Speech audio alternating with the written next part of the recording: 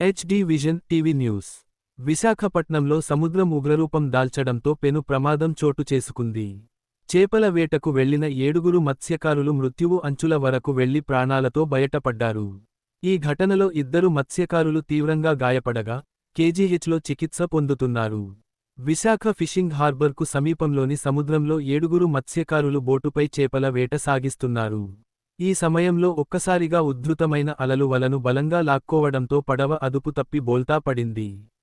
Boat మత్స్యకారులపైనే పడగా, భారీ అలల ధాటికి వారు బోటుతో కలిసి సముద్రంలోని పెద్ద రాళ్ల మధ్య చిక్కుకుపోయారు. అయితే అప్రమత్తంగా వ్యవహరించిన మత్స్యకారులు బోటును గట్టిగా పట్టుకుని ప్రాణాలు కాపాడుకున్నారు.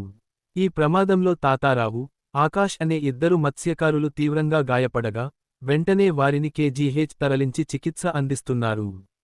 ఈ ప్రమాదంలో సుమారు 2.5 లక్షల రూపాయల విలువైన బోటు, 2 లక్షల రూపాయల విలువ చేసే చేపల వల పూర్తిగా ధ్వంసమయ్యాయి. దీంతో మత్స్యకారులు తీవ్ర ఆర్థిక నష్టాన్ని చవిచూశారు. తమకు జరిగిన నష్టాన్ని దృష్టిలో ఉంచుకుని ప్రభుత్వం తక్షణమే ఆర్థిక సాయం అందించాలని వారు విజ్ఞప్తి చేస్తున్నారు.